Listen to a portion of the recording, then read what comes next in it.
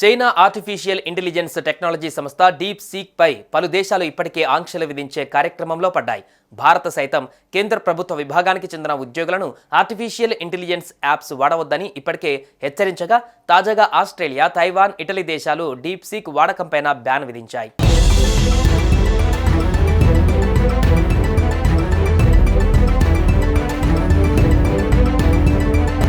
యావత్ ప్రపంచాన్ని తన టెక్నాలజీతో వణికించిన ఆర్టిఫిషియల్ ఇంటెలిజెన్స్ సంస్థ డీప్ సీక్ ఏఐ పైన తాజాగా ఆస్ట్రేలియా, ఇటలీ, తైవాన్ మొత్తం 3 దేశాలు నిషేధం విధించాయి. ముఖ్యంగా DeepSeek artificial intelligence technology ఉల్లంఘనలకు పాల్పడుతుందని ఆయా దేశాల ప్రభుత్వాలు అనుమానం వ్యక్తం చేస్తూ డీప్ సీక్ కార్యకలాపాలను తమ దేశంలో నిలిపివేస్తున్నట్లు ప్రకటించాయి. దీంతో ఆస్ట్రేలియా డీప్ సీక్ యాప్పై నిషేధం విధించిన తొలి దేశంగా హెడ్లైన్స్లో నిలిచింది.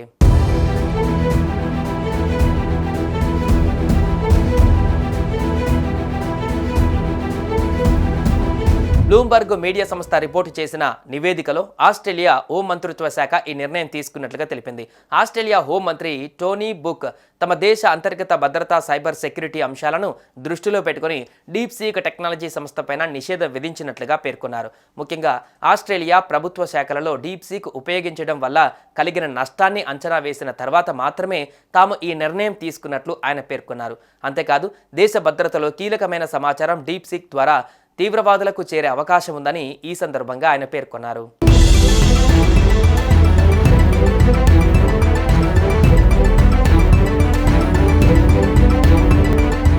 అయితే ఈ నిషేధము ప్రభుత్వ రంగంలోని ఉద్యోగులకు మాత్రమే పరిమితమని, ఎవరైతే వ్యక్తిగతంగా డీప్ సీక్ ఆర్టిఫిషియల్ ఇంటెలిజెన్స్ యాప్ను వాడుతుంటారో వారిపై ఎలాంటి ప్రభావం ఉండదని పేర్కొన్నారు.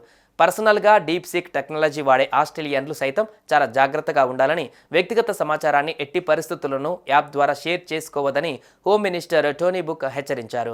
మరోవైపు తైవాన్ సైతం డీప్ సీక్ ఏఐ యాప్ నిషేధించింది. ముఖ్యంగా డీప్ సీక్ డిజిటల్ భద్రతకు తీవ్ర విఘాతం కలిగిస్తుందని, పౌరుల ప్రైవసీ, భద్రత అదుపు తప్పే ప్రమాదం ఉందని ఈ సందర్భంగా ఆస్ట్రేలియా హోం మంత్రిత్వ శాఖ పేర్కొంది.